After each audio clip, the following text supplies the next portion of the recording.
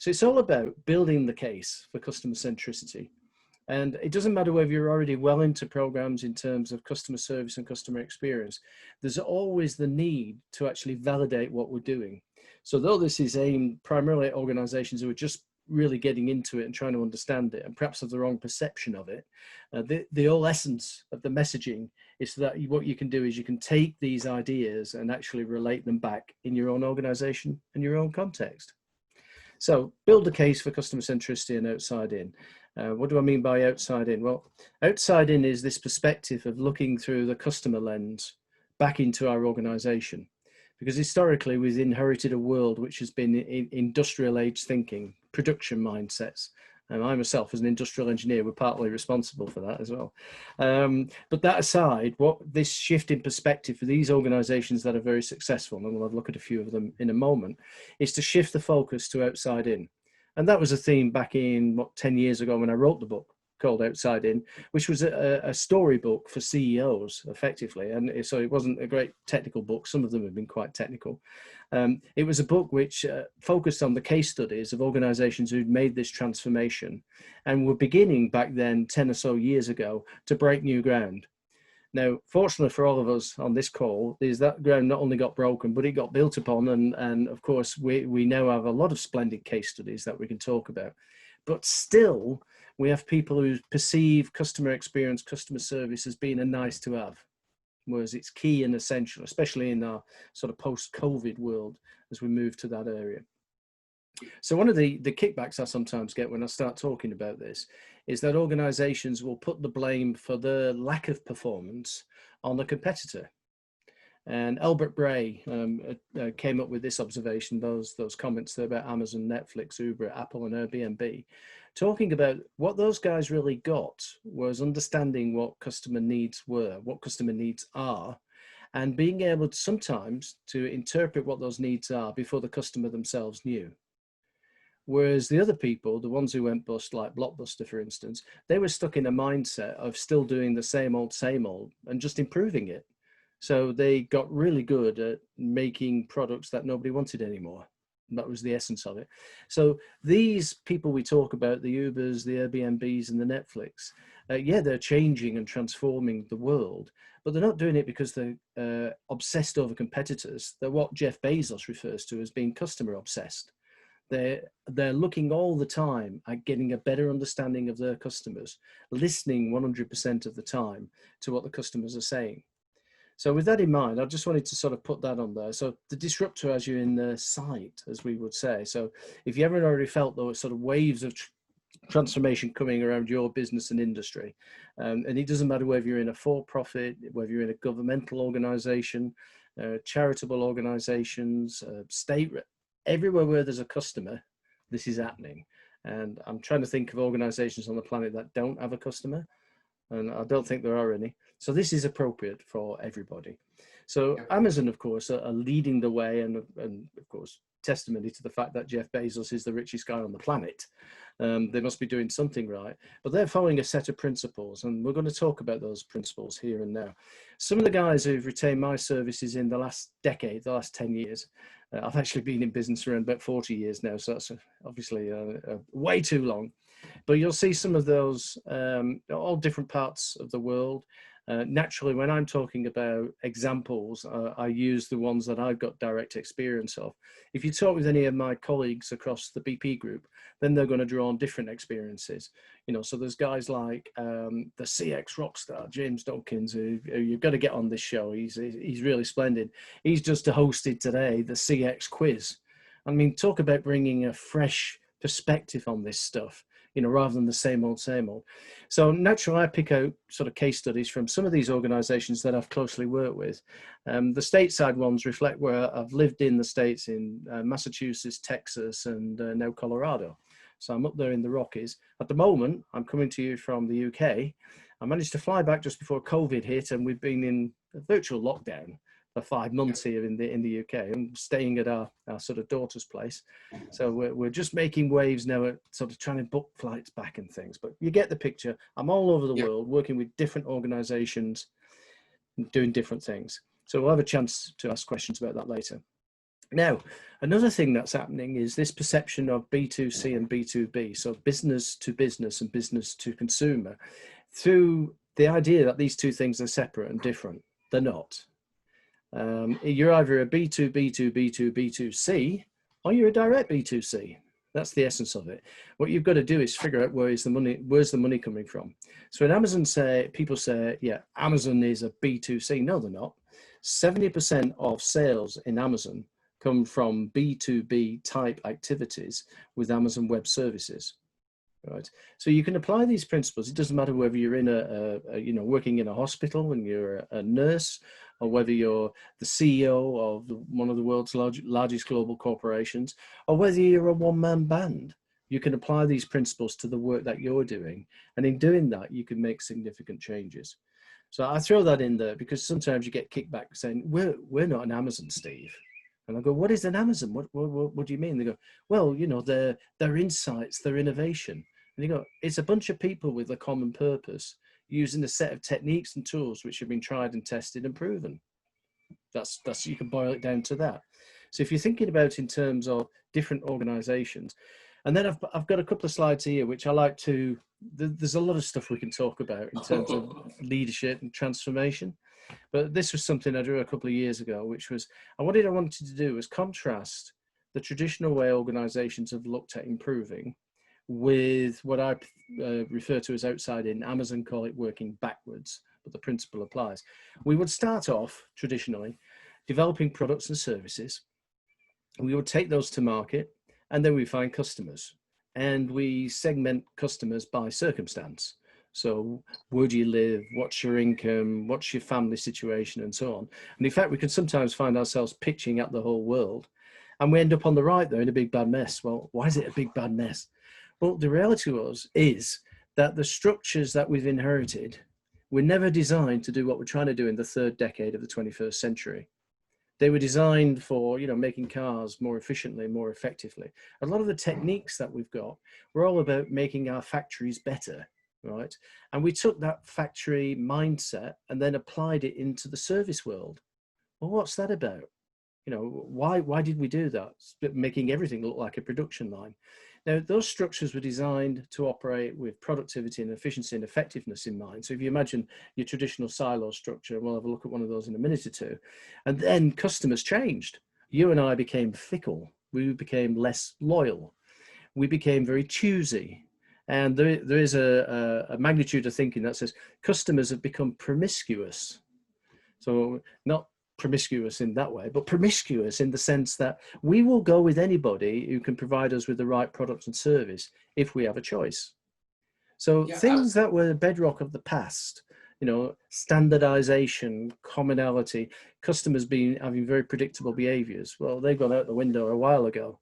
So that's why we end up with this big bad mess where organizations have tried to overlay onto that structure all these different, well, if customers are going to be promiscuous and move about with different products, I've got to, I've got to have the capacity to be able to deal with that.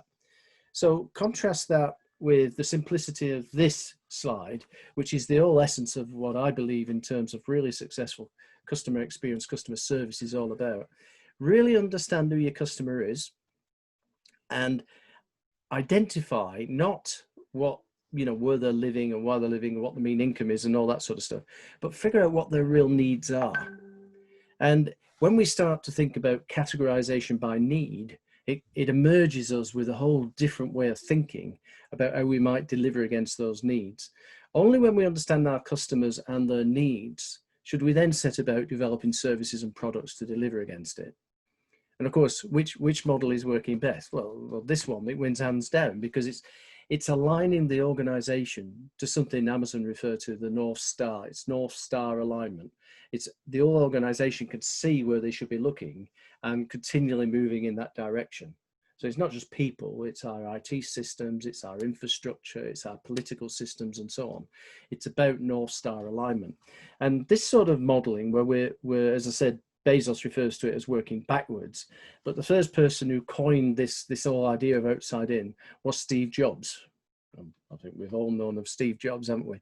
And he said, you've got to start with the customer experience and work backwards to the technology, not the other way around. Does that make sense? So Yeah, definitely. yeah, good, Definitely. good. And I had a lot of friends also, they are working in Amazon. And when I asked them, what is the strategy there, or what is the way that you're thinking about the customer service? He replied to me with only one statement, and it was powerful statement. The statement was, start from the customer and backward. Yeah. And that was amazing for me, because everything this is the real customer centric service, because the customer now is the center for each and everything that we are doing, and this is exactly what you're saying right now. Yeah, and it's so true, because if you think about, if we could figure out who our customer is and what their real needs are, and oftentimes again figuring out their needs before they actually have them, then we're going to be in a better place. And I recall when where Bezos tells this story about how they started working backwards. One of the things he had to do back at the time was issue what became known as the Bezos mandate, and it was instructions for how the technology guys should do their work. So it wasn't to do it in the way they'd always done it in the past. Look, you will adhere to these precepts and principles, and if you don't, you're probably not worthwhile working here at Amazon anymore, because this is the way we're going to do it. So it does require, a leadership to have both the sense of direction and the ability to bring other people with you. But given that, as we get into this, you'll see that it's all numbers oriented. There's no reason why you can't justify working backwards or going outside in. So in that sort of context, the customer experience thing is top of everybody's agenda. We know research groups like Gartner and Forrester and those guys, the articles in Forbes and places like that, we're all talking about the importance of it. But I often see organizations trying to do CX as if it's another department. They're trying to do customer service as if it's another department. It isn't. Customers have always had experiences. It's only in the last few years that we've started to get scientific about how we understand those experiences and how we can deploy them in a meaningful way. So this all sounds good and proper. So what's getting in the way of delivering it? Well, it's this structure. It's our functional specialist silo structure. And everywhere I go on the world, before, 2019, I did 400,000 air miles. So everywhere I go on the planet and I say, can I see how you're structured? Invariably, it's going to be a chart that looks like this.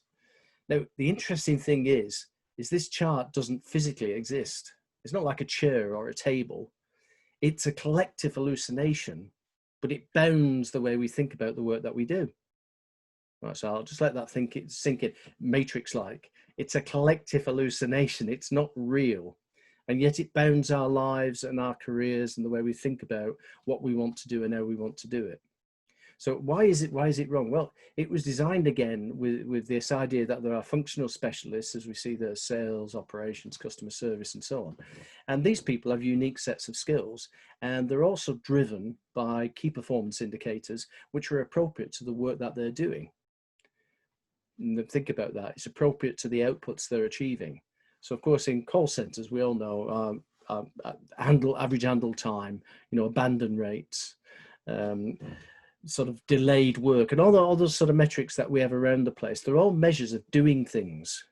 Well, wouldn't it be cool if we had measures in customer experience centers of the outcomes we were delivering?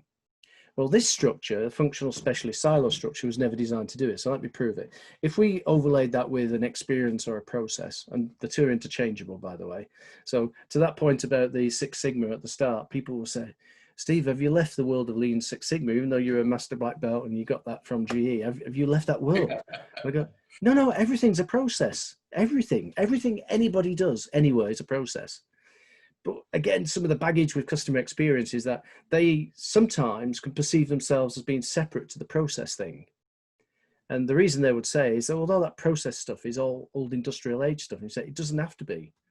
It's a pattern of behavior. It's a pattern and a way of doing things that if we connect the dots in the right way, we can take it to a new place. So here we've got a process, an experience meandering its way through the organization. So classically, if we were to put the paying customer onto this diagram, where would we normally put them? Where would they go? Yep, you're probably right. On the extreme left and the extreme right. All right. And we talk about end-to-end working. Where does that come from? Again, another factory analogy. We talk about, the people who are sort of facing off to the customer, they're in the front line. Right. Well, that's a warlike analogy, isn't it? Are we fighting the customer? Are we fighting the customer? I shouldn't think we ought to be. No, they're down in the trenches. Another analogy which we've inherited. So let's think about this for a moment. We're banging the drum as the CEO of this wonderful organization and saying the customer is really important to us. It's changed so much in the last few years. We've got to focus our attention on it. And the person in operations there in the black box says, oh, I get that. I'm a customer myself. But hey, do you know in the value chain, I'm 9 steps away from the customer on the left, and I'm 4 or 5 steps away from the customer on the right. So I hear what you say, but the customer's not my job, somebody else's job. The reality of that is the only reason it's not their job is the way we've drawn the chart. Now, as we've already said, the chart is a collective hallucination. What if we drew different charts where we put the customer at the center of everything, right? And we drew charts of people and processes and systems in concentric circles going out from the customer, right? And it would still be a collective hallucination, but it's one that's probably going to be more appropriate for the time we're in now. So the customer's not my job is a cry we hear. So somebody saying we have to be customer centric, it can be a tough sell. So I'll whiz through these slides so you can read them offline. Why do we need to be customer centric? Couldn't we just try better at doing what we're already doing? Yeah, just do more of the same. Well, there's 4 reasons why. It makes money, it reduces costs, it boosts motivation, you know, for every one of us who's working in these environments. And oh, by the way, there's no choice as well. So let's skate through this landscape. So number 1, it makes money. What do we mean by that? How does that actually hang together? So many arguments, as I've already indicated, around customer centricity are soft and fluffy. Right. Yes, we do want to get the right emotions with customer. And yes, we do want people loving our brand, but we're not going to get there if we're not doing the right thing, right? Those emotions, though, that customer happiness come about as a consequence of being able to promise something and deliver it successfully. So managing the expectation, right? It doesn't come about by, you know, you do something wrong and then you go into apologetic mode and you try to bribe the customer with, you know, staying with you. Let's figure out how to get things right. Now, that is a core competence of people who've done things like industrial engineer, who have process mindsets. But what we can do is we can look beyond just looking inside the organization and extend it out to the complete customer experience. And that's a big differentiator for those organizations who really get it. So it makes money. How does it make money? Well, happy customers come back for more. So if we're doing the right thing, you'll get the footfall returning to you. By having a focus on the successful customer outcome, because we understand their needs, anything which isn't contributing to that, why are we doing it anymore? Can't we free up that scarce resource to do more worthy work? That would be sensible, wouldn't it? But it's counterintuitive, because most of the time, our process improvement languages talk about looking at what we're doing and how do we make it run better? How do we get it more efficient and more effective and more productive? Well, nothing wrong with doing that as long as you're doing the right thing. But, you know, oftentimes we might be fixing a mess that doesn't deserve to exist. All right. So we can get to this picture of making money by organizing ourselves around doing the right thing. So whether that's processes, experiences, whatever it is. Some examples here recently about how our industry is changing. So of course, with the advent of 5G, a lot of infrastructure industry, so I'm thinking like of broadcasters and things like that, the carpet will be pulled out from underneath their feet. Well, what's their reaction to it at the moment? It's, well, we've got to make better dishes. Right, we've got to get better technology. We've got to get more signal down the fiber link or whatever. No, that's all going away. So it's not as if the writing isn't on the wall for some of these industries. And I relate back in some of the stories that I tell to Nokia when Apple introduced the iPhone. And in 2007, Nokia were the most profitable telecommunications company on the planet. And then somebody came from nowhere, right, wasn't even in the industry, and literally took the carpet from underneath them. And within a couple of years, Nokia were no more. They disappeared as far as an entity is concerned. Now, why are people in denial about that? Well, it's because they're busy doing the wrong things. So we've got to get the focus shifted to what is the right thing to do. And the right thing to do is to deliver successful customer outcomes. So we could demonstrate that if you focus on customer experience, and here we have some sort of snapshots from Forrester from a few years ago, the value that you're going to create is going to be significantly more than if you just do the same old and get better at doing that. So better CX correlates with a higher revenue growth across major industries. So that's the reason why you do it. It makes money. Now, to some people in CX, I'm like, oh, because one of my kickers is, we've got to get more scientific about this stuff.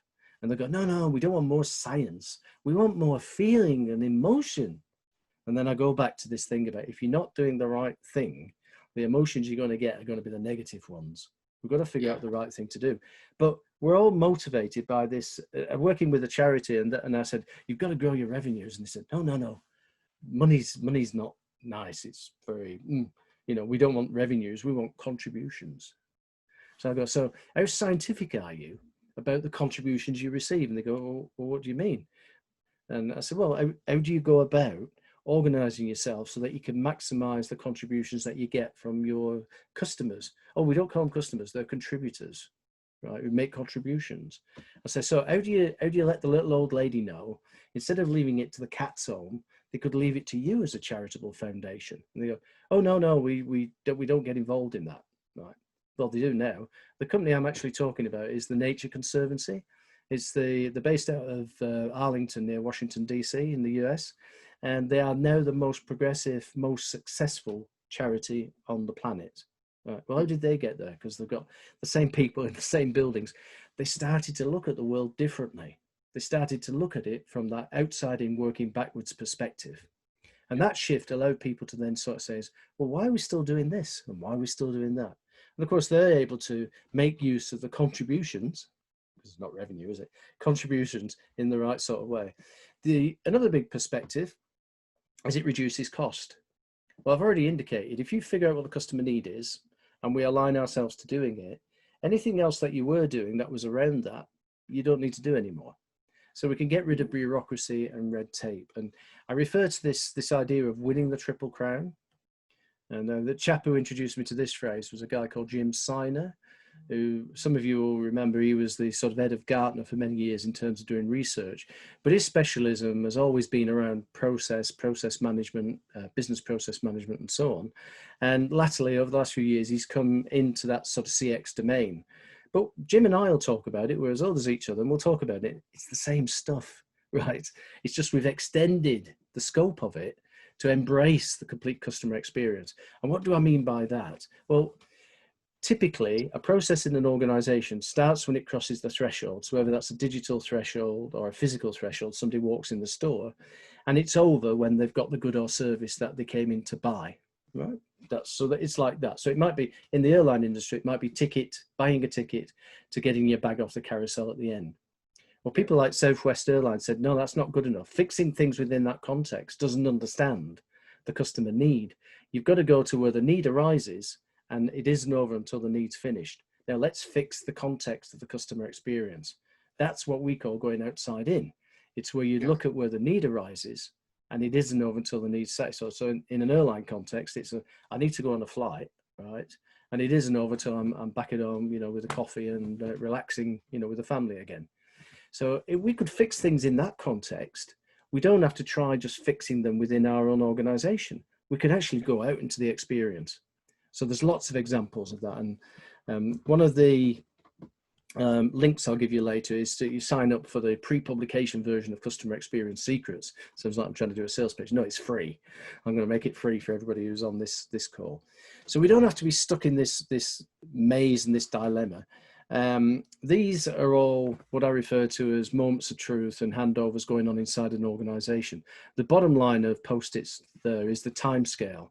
And this was a classic insurance claims, automotive claims in the US, right?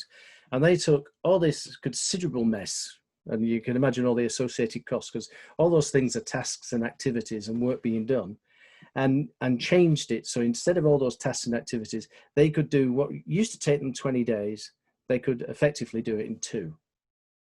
Now, you don't get from 20 days to 2 by examining your 20 days. That's the inside out way. What you've got to figure out is what is the right thing to do, and then how do we migrate from the old to the new?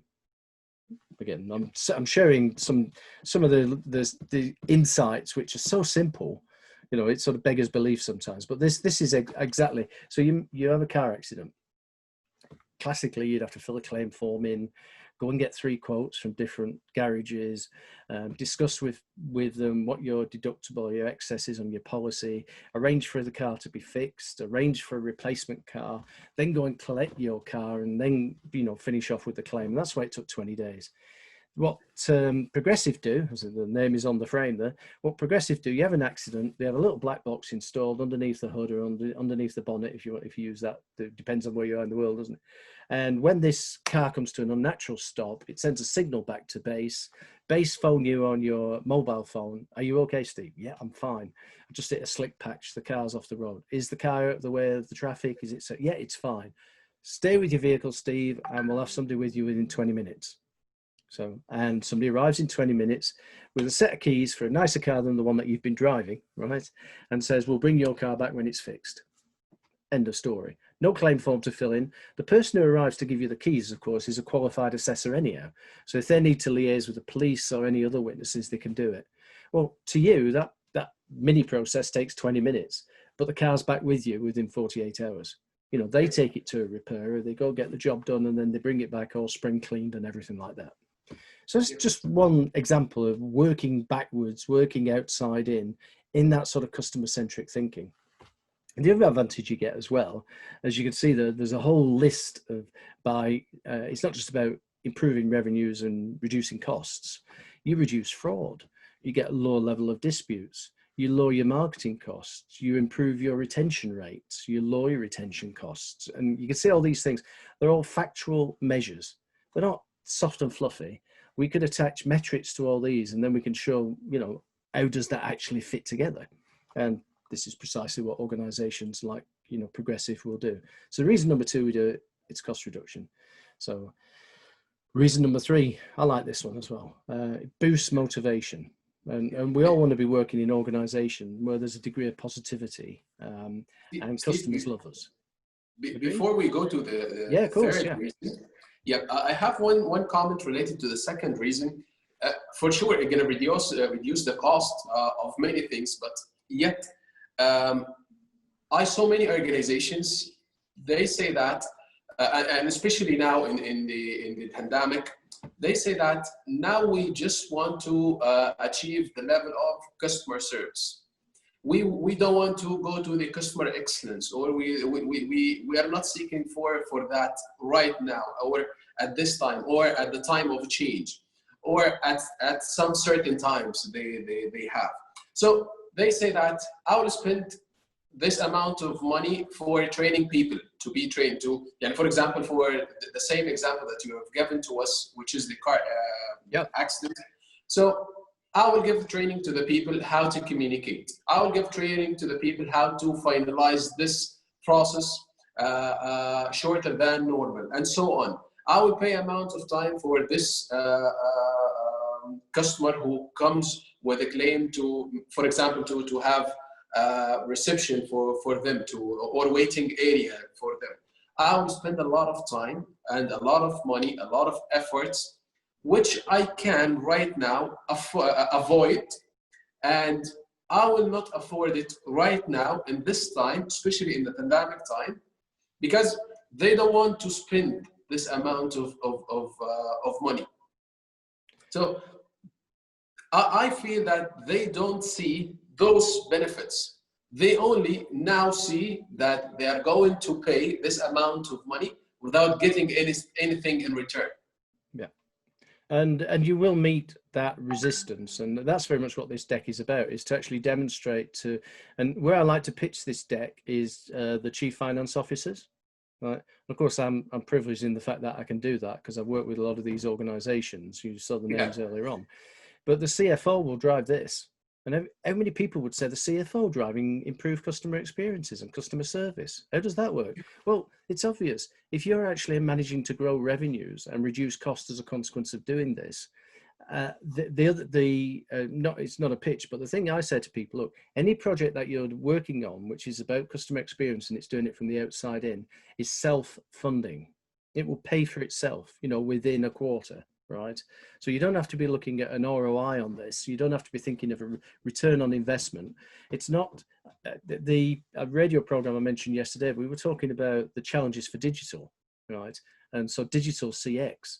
And my take on that is, look, unless you figured out what the right thing to do is first, don't start doing anything. Don't go and automate stuff. Don't go and start doing all that data analysis. Figure out what the right thing to do is, and only then align yourself to do it. So the idea that, you know, there's a mindset out there of customer service thinking, which says, look, we're not about customer excellence. This isn't about customer excellence. This is about doing the right thing, delivering a successful customer outcome.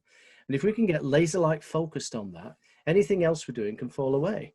You know, we can get rid of the bureaucracy and the red tape, and we can be more direct.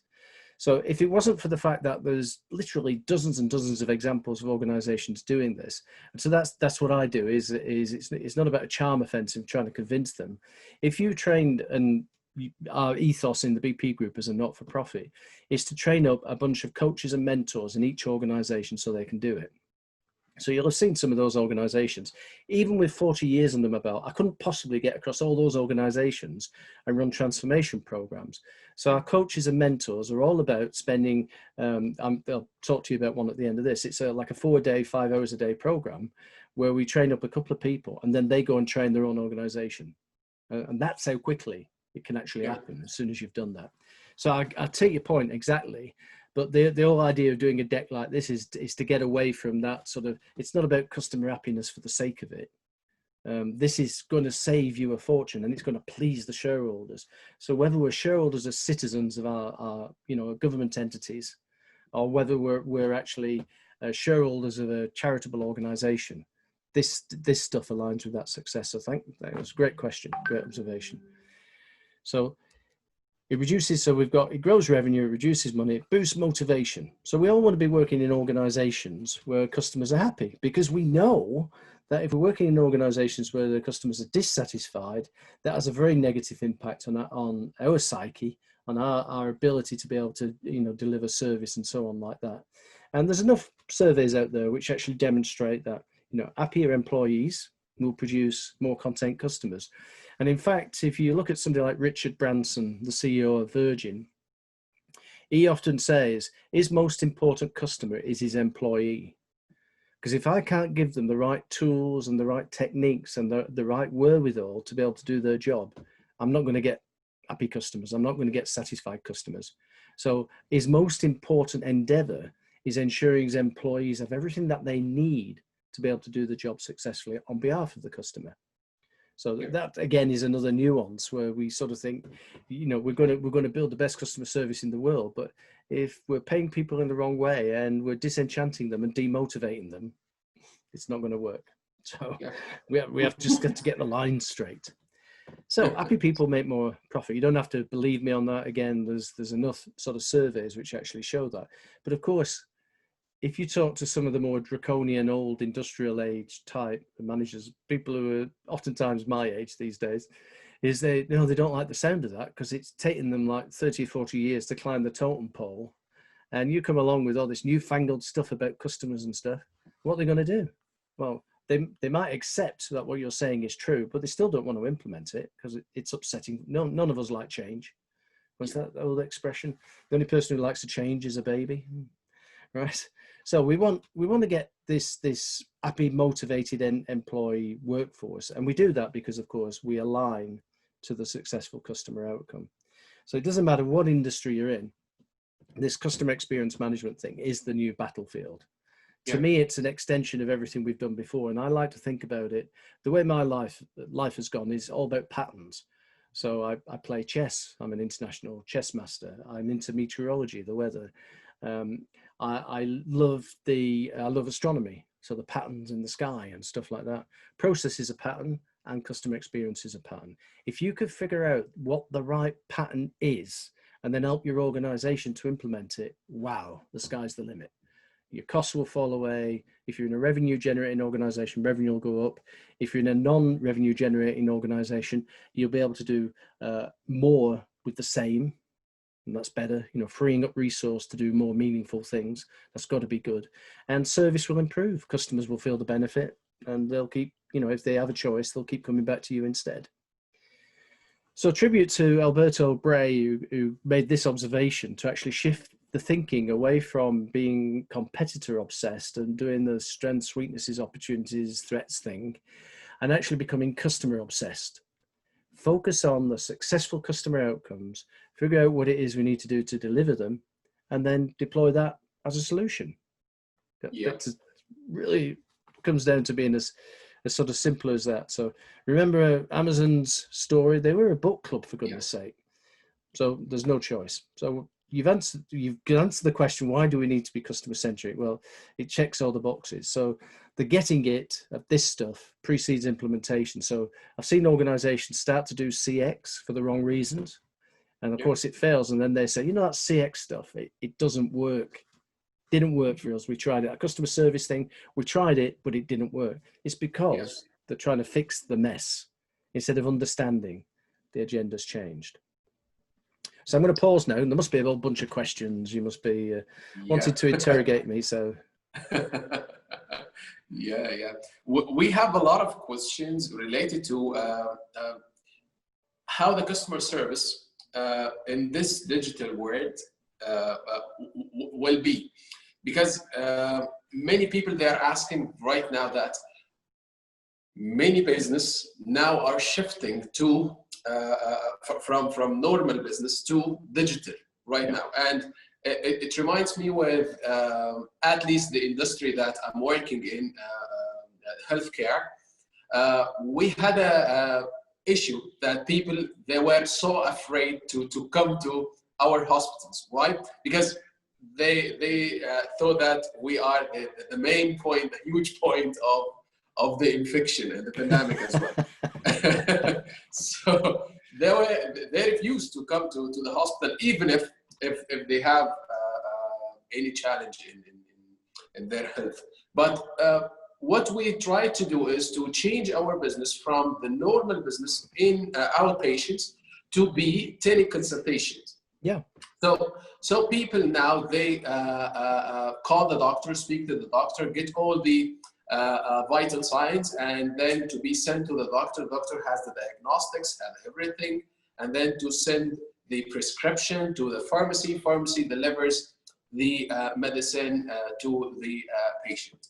But the question here is, with this change, with this dynamic change, we call it the new norm, because of course, the era before Corona, it's not like the era after Corona. But the main idea now is, we as hospital or healthcare or any other industries, we are trying to transform the majority of our business from normal to digital. So I'm afraid here that we lose the passion of implementing CX. So how we can provide at least good or adequate customer service through the digital platforms?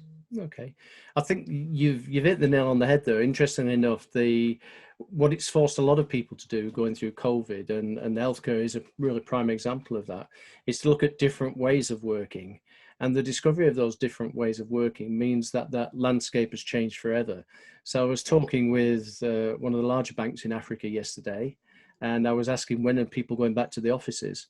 And one of the ExCo, the executive committee, said, actually, I think 70 or 80% of our workforce will never come back into the office, because we've learned we can do this differently.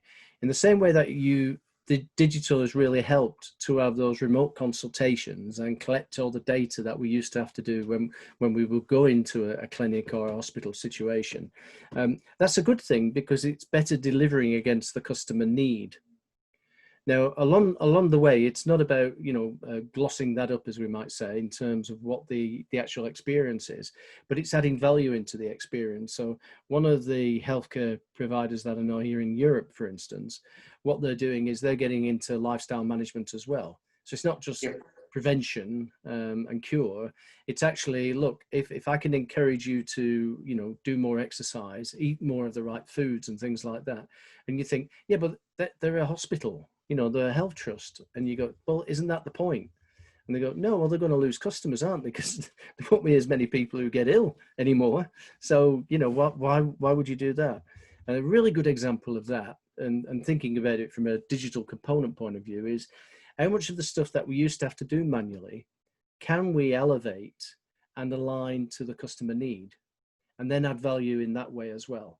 So not just strip out the, interpersonal contact. How do we do that digitally? We've all been sort of, variously working from home and using Zoom and Teams and Google Meet, all these different platforms and stuff. But a missing component is the face-to-face, the true being in the room together thing. So how could we, in terms of our customers, the people that we're working with on a day-to-day level, how can we put that back into digital? How can we create that empathy? How can we create that sort of camaraderie that exists if you're in a one-to-one situation with the same person in the room? So it's about finding different ways of doing it. But we know the real motivator for wanting to do it is to be able to deliver a successful customer outcome, rather than thinking about how do we just do what we're doing better. It's like, if we're going to go digital, right, we've got to make sure we have the right structures in place. We get the right expertise on board around CX. We have the right level of maturity in our organization. Because, if people think of the world like a production line and you start talking about CX, you'll lose the battle. You sometimes have to reframe what you're talking about in their context to give them the benefit that they derive. What you mean? We can get faster throughput. We can get it from 20 days down to 2. Wow, I'm going to win prizes there for the reduction in elapsed time. You don't even need to mention the word customer service or the words or customer experience, for instance. Yeah. And then digital needs the right strategic imperatives, not just piecemeal, we've fixed this, we've fixed that, we've fixed the other. And people will say, well, digital has a big cost associated with it. It doesn't have to do. If we're aligning to the successful customer outcome, it'll decouple all the bureaucracy that we've traditionally had in the back ends. Yeah. Good. So I have also another question. It comes from project management backgrounds as well. He asks that, of course, they want to implement the customer satisfaction or the CX programs, but the main challenge that they face, especially the project managers, that this tight timeline, they should finish or they should deliver, they should hand over this project in this particular timeline. So they will compromise a lot of customer experience here to deliver on time. So they will shift their focus from providing excellent customer service to only providing service to the customer. Yeah, mediocre and service. Imagine that this is the kick-off interaction of the project. Imagine that this is the project and we are starting a new project. Yeah. And because of the tight timeline, they compromise the customer service to achieve their goal and hand over or deliver the project on time. There is an expression that I use sometimes. If you pay people for doing dumb things, they'll get really smart at it, right? So if our reward structure, and in this instance, the metrics by which we're measuring success, did your project come in on time, to budget, and achieve those deliverables? And we put a tick in the box there. If that compromises on the successful customer outcome, then we shouldn't ought to be doing it. So where's the fundamental problem there? The fundamental problem is how our metric system works, how our key performance indicators are working, because a lot of them will still be oriented in the old world against measuring what we're doing rather than measuring the outcomes we're achieving. So if we shift our focus from the outputs of what we're doing to the outcome that we want to achieve, and the metric system guides that behavior.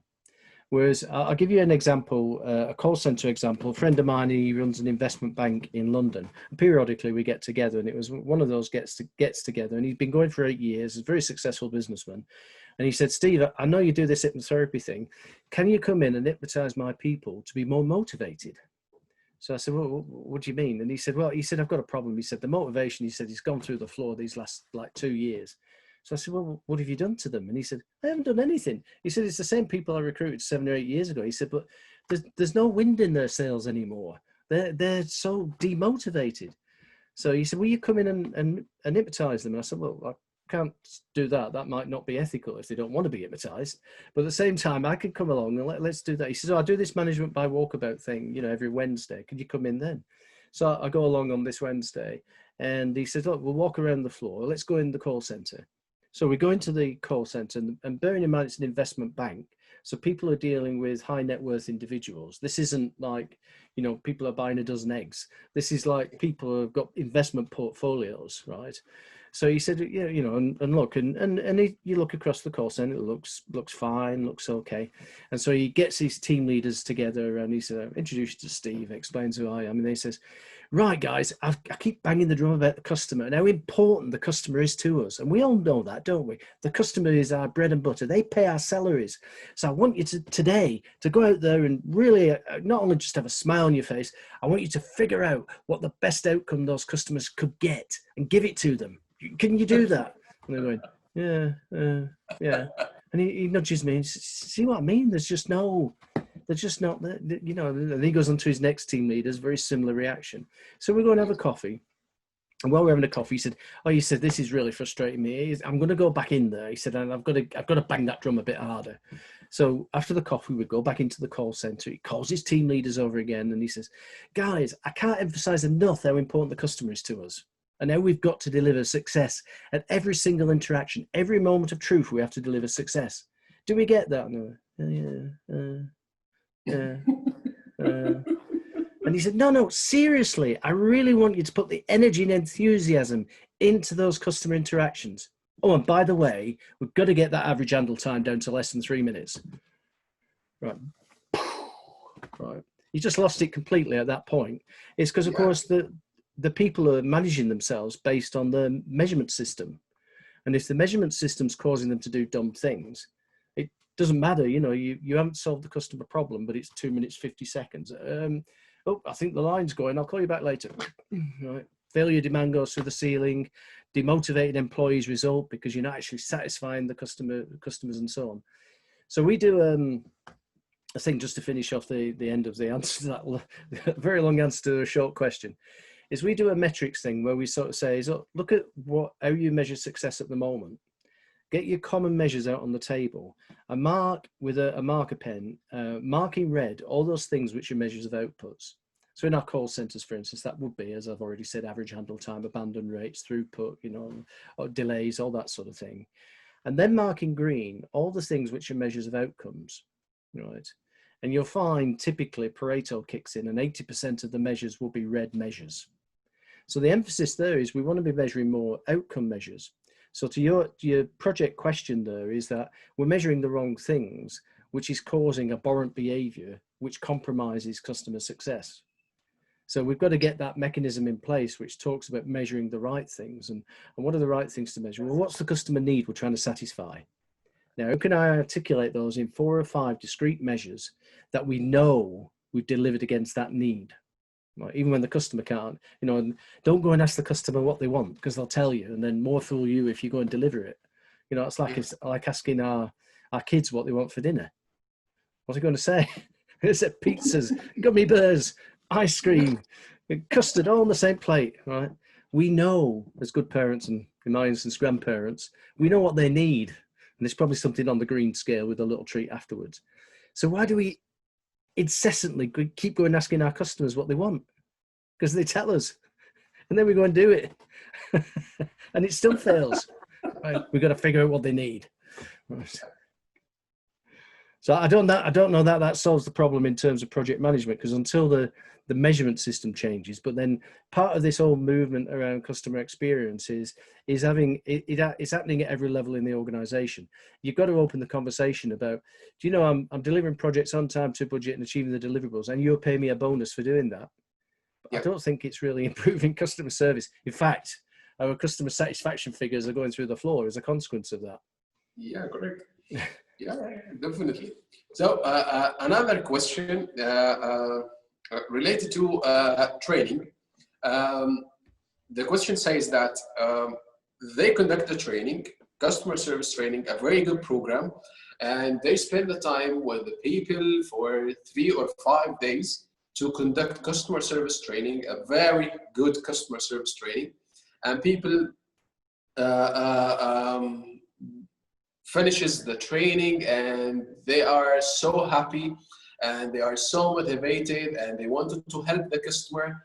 But the very first moment, they go and meet their supervisors, they meet their managers, they start to tell them, no, forget everything on the training that you have. Forget everything related to the training. We are in the ground right now. We need to generate money. We need to generate profit. So forget about it and let's go back to our matrix or our KPIs. Yeah. So what trainers will do in this situations? Okay. The way I do this thing called organizational judo, you've got to work with the energy that's already in the organization, rather than trying to introduce new energy and push against something, you know, the immovable object. You're not going to be able to do that.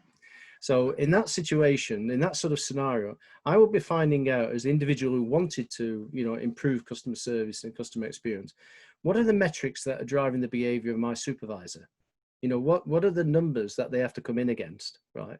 If I can guarantee I'm going to get you those numbers, if I can show you, I'll get you those numbers. And they won't believe you, right? Because they're going to say is, yeah, all that customer service, that words and all those things, they don't mean anything. Say, look, these are your targets, agreed, right? And you might have to go below the radar to actually discern what they are and how they're being measured for success. But let's say you manage to do that.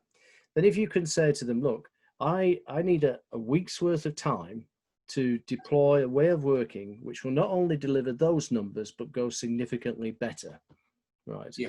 Now, they're going to go and say, no, I don't believe you. And you go, what's the worst that could happen? We're going to have a week where we're going to do it the way I would like us to do it, the way we've been trained, right?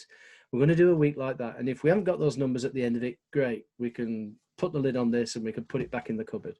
But if I do deliver those numbers, I want the remit to do more. Right.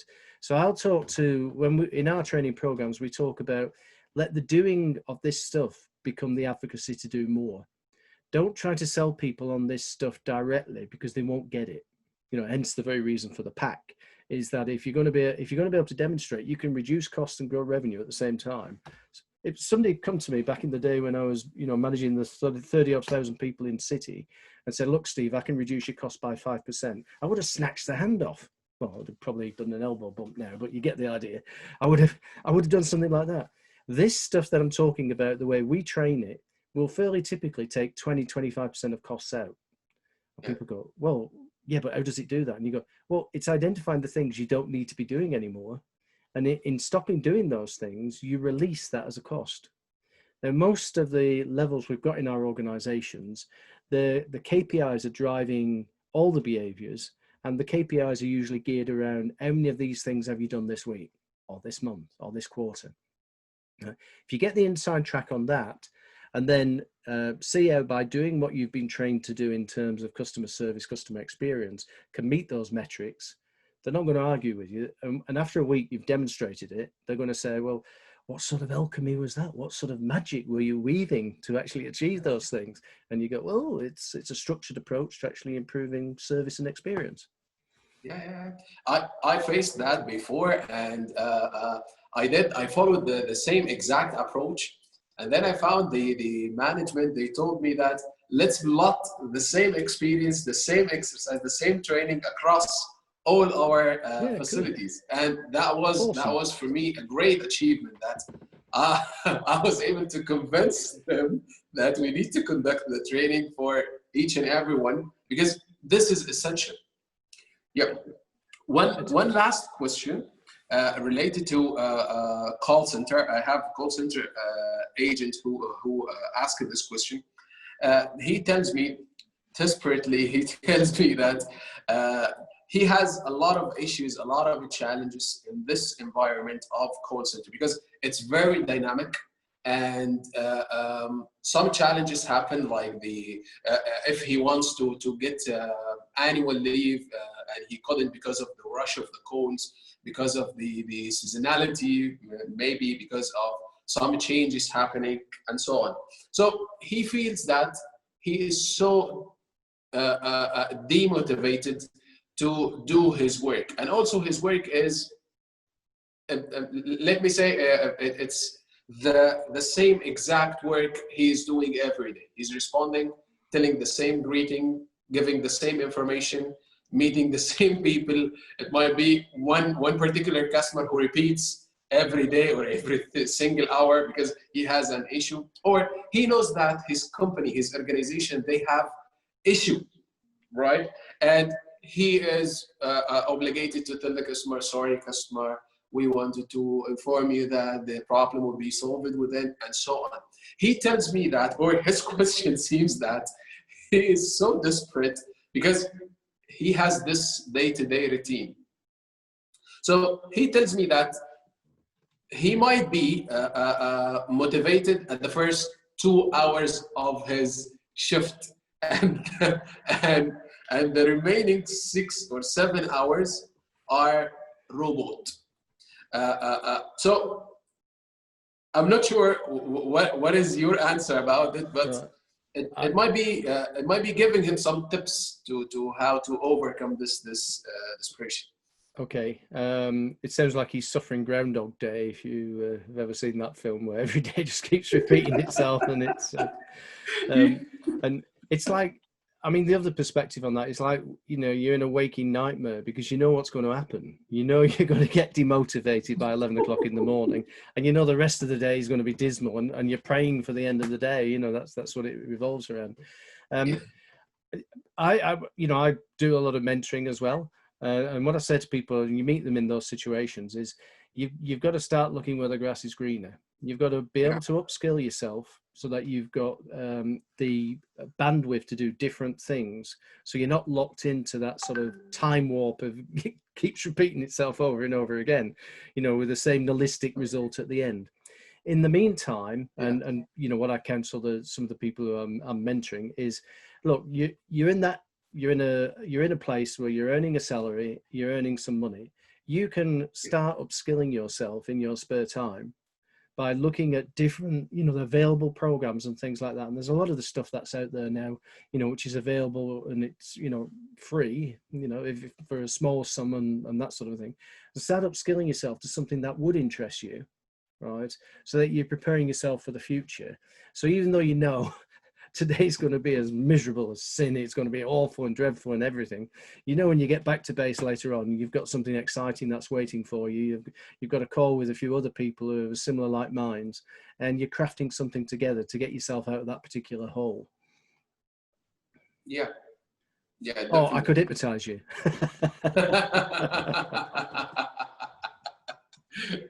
So you imagine you're going into this fantastic place every day where everybody's happy to see you and you're all collaborating. It's wonderful. It's like being in a stage show. Would that work? Yeah. For me, it works because we we have the same routine, the same exact routine, especially for trainers or learn and development specialists, because sometimes we need to provide the same exact training for, let's say, 2 days, 5 days, 10 days in a row. But as Dr. Stephen Covey said, that we need to sharpen the soul every day or every week or whatever the frequency for you. And also this is one of the emotional intelligence factors that you need to understand. What is your self-motivation? So this is so important. And I feel from this question that this person lacks a lot of self-motivation. He doesn't know what are the drivers for motivations. And of course, I will speak to him as well. And if he wants to have any other or further clarification or maybe mentoring, I will forward his question to you as well. And so it is a common situation, and it talks about working in an environment which doesn't understand how to motivate people and encourage people. And if you're in a toxic environment like that, if you know you can't change it, then you've only got one other choice. But meanwhile, upskill yourself, find yourself with, an interesting hobby which lights your fire, and then, collect the paycheck, thank you very much, while you're upskilling yourself and preparing your future. Yeah, definitely. Yeah. So I feel that you have something that you need to tell us. No, I was going to say, if the Customer Experience Secrets book lights your fire, that's going to be available sometime this year. So if anybody's interested, again, to get back to you, and I will give you a sort of a complimentary signed copy. We also run around the world until COVID. All our programs have gone online now. So there's one there that's mentioned in August, which is all about, it's a 4-day program, but you can just do 2 days. And it has 2 qualifications associated with it: the accredited customer experience professional. And if you stay the 4 days, which is 5 hours a day, usually, and again, we've been doing these in geographic friendly times. So we did one in Australia, one in Singapore, and things like that. So you don't have to be, staying up until the wee small hours, in GCC sort of region. And you can sign up, do the thing online. It's live. It's with me, and there's dozens of other programs as well. But that's one of the core competence things I think about, and some of the principles we've talked about today in terms of that deck, and helping to convince the hierarchy that this stuff is a good thing to be getting on with, are actually embedded into that program. So you'd be very welcome. There's a link there on the screen, as you can see. What is it, 3 weeks or 4 weeks away now? Yes, 4 weeks away, that. But they're fantastic. We had 22 people finished it last week on the previous one. And it's great fun. We do as best we can, all the teamwork online. We're all in little different rooms, breaking ourselves up into little 3 or 4 people, and then coming back together again. So I'd love you to join that program. Do reach out if we're not already connected on LinkedIn. Bunch of connections there. bpgroup.org at the bottom one is where we list all our training programs, but you probably get blinded with science there. CX Obsession is my blog where I sound off every now and again, and stevetowers.com tells you more about yours truly. Steve, I would like to thank you so much for coming to the podcast today and giving us some of your valuable time. And also, guys, I will leave for you in the comment section everything related to Steve, everything, either the website or the LinkedIn, and also the link here on the screen. I highly recommend you to follow, because I myself, I benefited a lot from all the speeches and keynotes, and also many free things that you are doing. Thank you, Steve, so much. It's been a sincere pleasure. We appreciate your effort and your time. A very big thank you for everyone who attended with us on Zoom or on Facebook. Wait for us for the next episode, which is going to be on Friday. We will have one of the biggest professionals in the world who speak about how to execute your strategy, especially in change period or change times. Again, thank you so much, Steve. Happy to have you today. Go with peace, and thank you very much. Thank you. Thank you.